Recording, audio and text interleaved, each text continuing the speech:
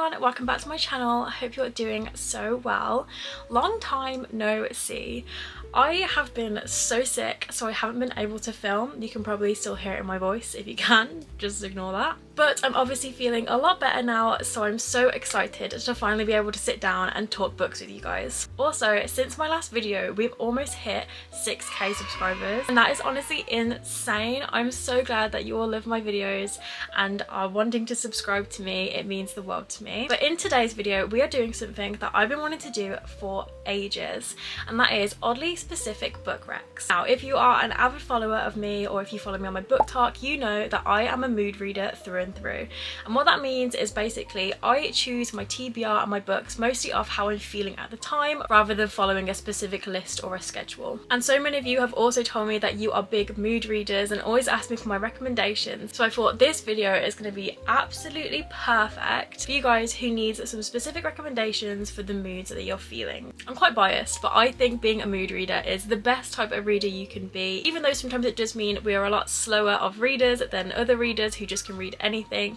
I think it brings something more meaningful into the reading experience. I always find if I'm just reading a book to read it, or if I'm just trying to catch it with a trend, I'm not going to enjoy the book as much as I would if I just really felt like I need to read this book. I need this genre and these vibes in my life right now. Anyway, I've basically compiled a list of different vibes and feelings, and then books that go with them, so you can pick a book for whatever mood you are feeling, as long as I've hopefully listed that mood down. So in each category I've tried to add as many genres as I can. As you guys know, I read pretty much every genre. So the categories I have are if you're in the mood for a feel-good romance, sweet rom-com vibes, happy endings. I've got if you're in the mood for emotional roller coaster, you want chaos, you want excitement. If you're in the mood for a good cry, if you're in the mood to be transported to a different world and just feel all magical feelings and feel good. If you're in a slumpy mood, and in this category I've basically just done easy books to read, very fun, very quick, very satisfying. And last of all, if you are in the mood for some spice, you're feeling a bit risque, the books in this category will definitely be for you. Every single book I've added in each category is probably a 4 or 5 star read in my opinion, so you're in good hands, don't worry. But let's get on with this video. The first mood that I'm going to recommend books for is if you're in the mood for a feel-good romance, very sweet, very rom-com vibes, happy endings all around. So first is Practice Makes Perfect by Sarah Adams. I recently read this and I couldn't believe I didn't read it sooner. This is the most sweetest, lovely book. Honestly, I could not recommend it more. It is the second in a series, however, I didn't realise that at the time of reading it, but you can read it in any order. This basically follows a girl called Annie, and she's a florist. She's always been labelled by her sisters and everyone in town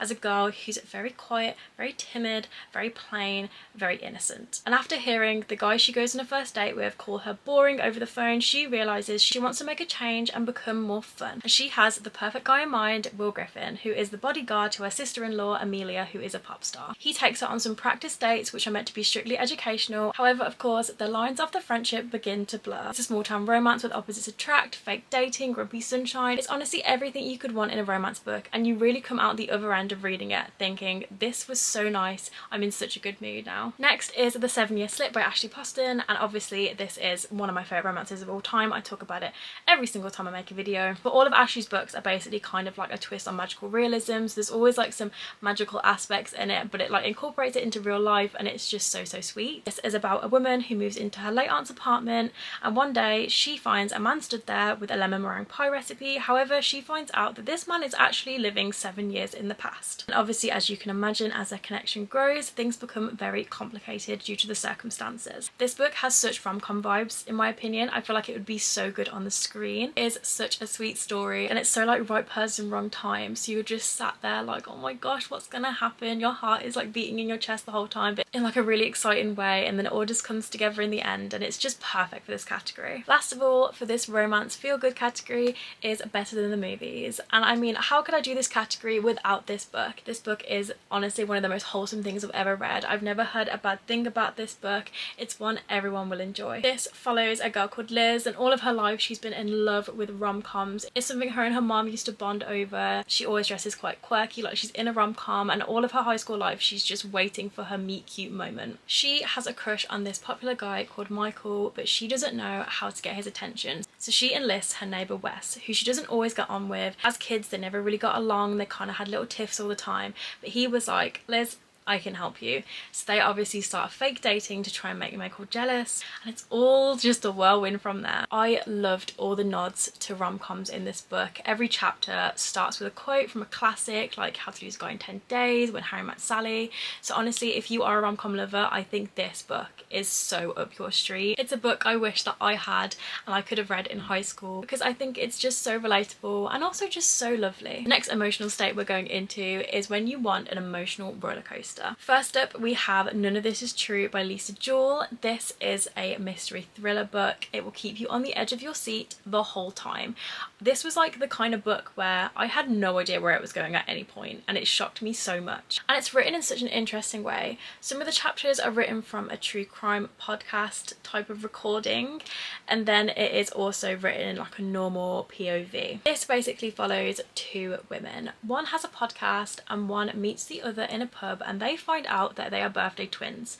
And the woman Alex, who does the podcast, thinks this is a perfect segment to do on my podcast. Do you want to come over and we'll record a bit? And then the other woman, Josie, agrees, and she ends up going to her house, but that is a big mistake. As Alex gets to know Josie and she starts asking her questions via the podcast and in real life situations, she unravels that Josie is hiding some quite dark secrets. But before she can even do anything, Josie's already infiltrated Alex's life and home. As I said before, I just didn't know where this was going. So dark, so twisty. I got to like the middle of the book and I was like, I think I've got this figured out, and oh no, I did not. It took a massive turn. Next is a classic, and it's The Hunger Games. And I think this is perfect for if you are wanting an emotional roller coaster, because that just screams this series through and through. This book is set in post-apocalyptic nation Panem, and every single year a boy and a girl aged 12 to 18 gets chosen from each of the 12 districts to fight in the Hunger Games, which is basically a fight to the death, and the last person standing wins. Katniss Everdeen's little sister ends up getting chosen, and she ends up volunteering as tribute in place of her. This book basically is Katniss's journey on facing brutal competition,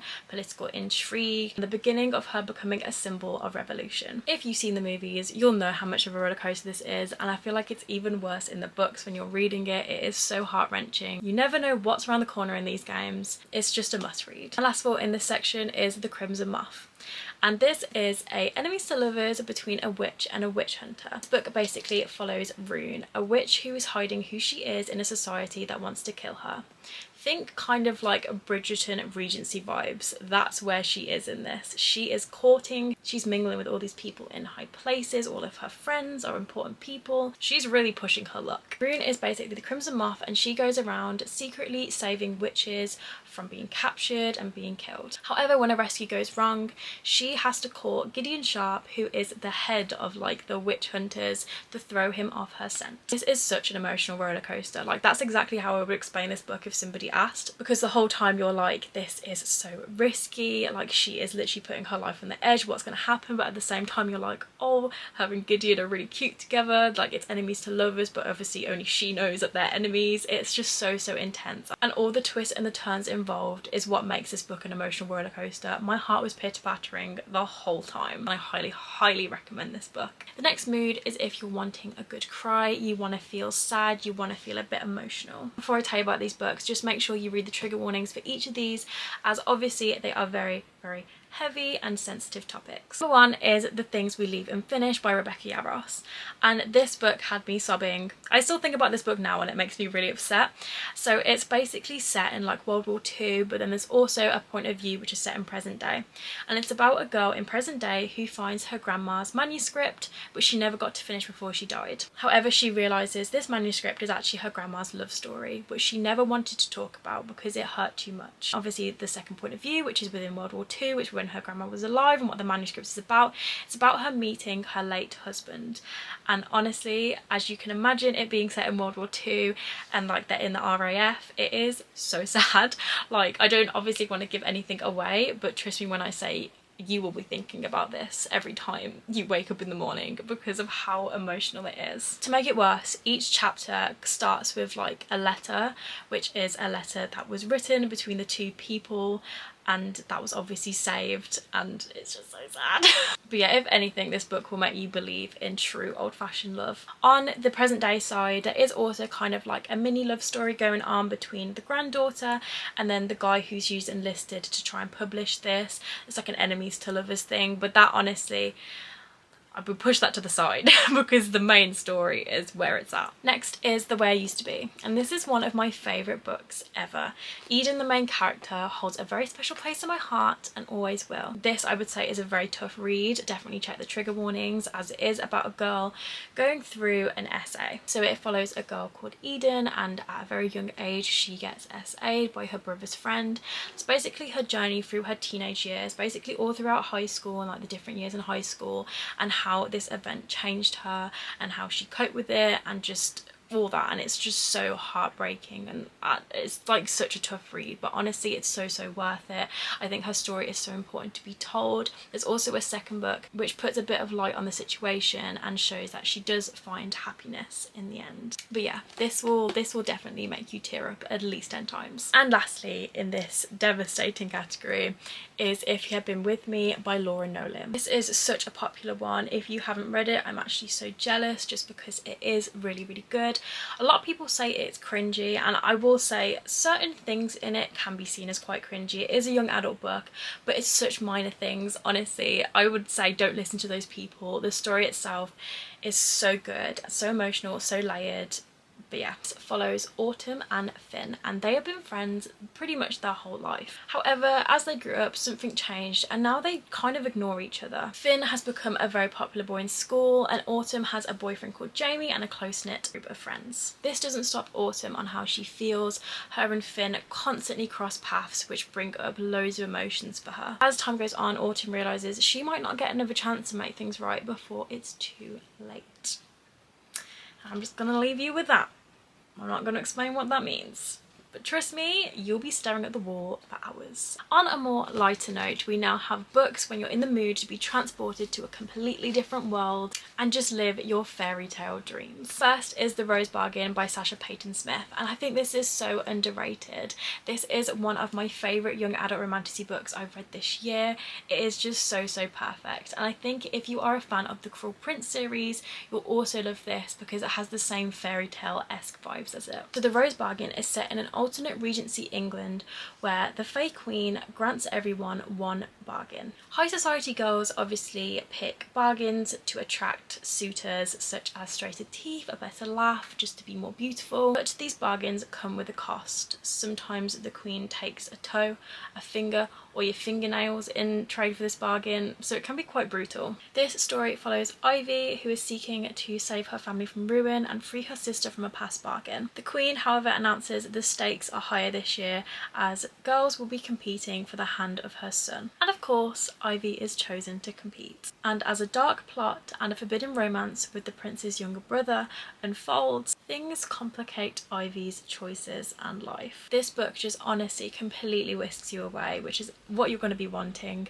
It feels so magical. It feels like a fairy tale from when you were younger, but in like a more mature sense, which is what I always say about the Cruel Prince series. So I do think if you like that, simultaneously you will like this. The setting is just so rich and immersive. It's dark, it's twisty, it will have you on the edge of your seat. It's just incredible. Next is Captain of Fates, and this is another young adult book, but honestly the summer fairy tale mermaid vibes are immaculate in this book. This is about a captain called Mourinho, and he has to travel to find a cure for his sister's illness. Ends up travelling to an island, but before he can get there his ship gets wrecked by a ton of mermaids. As he gets to this island, he soon realises he's not going to be able to leave, as this island and these mermaids don't get along.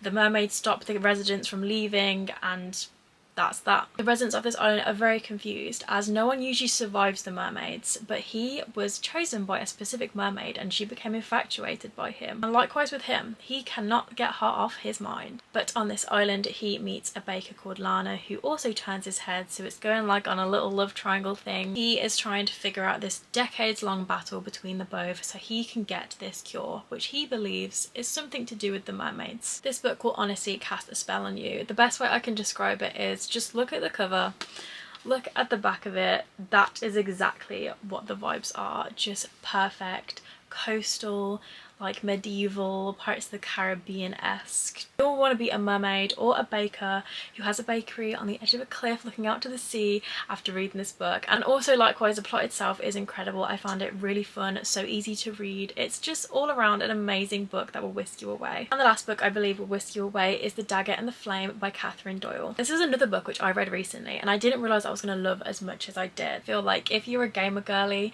like I am and you've ever played Skyrim, I feel like the vibes of that game is kind of like in this book, which is a really niche thing, but don't worry about it if you don't know what I'm talking about. Set in a city where two rival guilds rule, the Daggers and the Cloaks. The Daggers are a group of assassins who use shade magic for bad, basically. Then you have the Cloaks, who equally are thieves, so they're not amazing people. However, they also use this nightshade, but in a more reputable way. This story follows Seraphine, and on the night of her mother's murder she's got no choice but to join the Cloaks, and she is set on revenge because she knows the person who killed her mother is a dagger. However, she comes face to face with the heir of the Daggers, Ransom, and Ransom is shocked to discover that this unassuming farm girl who he's been told to kill actually wields a magic he's never seen before, so he becomes infatuated. This is what I can only describe as a fiery enemies to lovers fantasy. So addictive, you honestly feel like you're in this town full of all these secrets and all this dark magic going on. The twists will definitely get you like they got me. The romance is to die for. It's the perfect fantasy to get whisked into. The next mood is if you're in a bit of a slump, you feel like you're going to enter a bit of a slump, and you need something quick and easy and just a bit of fun. First is Before Your Memory Fades, and this book is honestly about 200 pages but so good. It is the third book in the Before the Coffee Gets Cold series, however you can read them in any order. This book is about a cafe in Japan, and in this cafe there is a seat, and if you sit on this seat you can travel to the past. However, there's a couple rules. You can't leave the seat when you're in the past, you can't change the past, you can only meet people who have visited the cafe in the past, you have to drink your whole coffee before it gets cold to get back to the present day. And this is honestly just a collection of stories of different people who went to this seat and why they did it, and like their stories of who they met. So beautiful, such an easy read but so satisfying. It explores themes of grief, regret, love. It's just perfect. Next is One Last Shot, and this is such an underrated one but such a perfect, quick, easy summer romance which I so believe will get you out of slump if you're in one. It's very similar to Love and Other Words, so if you read that and you like that, I think you would love this. This is basically a dual timeline between two childhood best friends. However, they lose contact, one becomes a famous model, one becomes a photographer, and they both get a notification on their phone 10 years after not being friends anymore, reminding them about a marriage pact they made. They end up on the same shoot in Italy, and Emerson the model is so ready to rekindle this relationship. She hasn't seen Theo in years, but he was the only person that understood her. However, Theo isn't as happy to see her as she is him. This is a story of lots of miscommunication. You get so close to the characters because obviously it's in dual timelines, so you see like the progression of their friendship when they first met, growing up together. It's so sweet, and then it just breaks your heart like in the present day bits where you're like, well, how can they not be friends anymore? I really could not peel my eyes from any of the pages. It was that good. Just a satisfying second chance romance, fun summer read. Last of all, for the quick and easy get out of a slump books, is To Kill a Kingdom. It is a short and sweet young adult fantasy book, and it follows a siren princess and a siren killer. and it's an enemies to lovers of their relationship. Lyra is the siren princess, and her mother, who is very, very harsh and evil and kills lots of sailors, punishes her for doing something wrong, and she turns her into a human, saying that she has to kill the infamous siren killer. On the other side, you have Prince Elian, who is known as the siren killer. He, on his boat one day, sees a woman overboard, saves her, and she says to him that she knows how to destroy the siren queen. However, he's just met this girl and has no idea if he can trust her. This book can be described as an epic voyage of betrayal and romance. It is so good. The tension is everything, the vibes, such Pirates of the Caribbean vibes all the way throughout, and another one where I'm like, this will definitely get you out of the slump. Moving on to the very last mood category I have for you guys, it is when you're in the mood for some heat and spice while reading. My first recommendation is the Lancaster Prep series. I would probably say this is the spiciest book series I've ever read. I would definitely check some of the trigger warnings because some of them can be very intense. I'm obviously not going to go through each book, but basically the general premise of these is they are all set in a boarding school called Lancaster Prep, and it is run by the Lancaster family. So a lot of these books are from each of the siblings or cousins of the Lancaster family and how they met their partners at this school. There is so much drama, so much tension. The spice I would probably say is a 5 out of 5, especially in the first book, which is called Things I Wanted to Say But Never Did.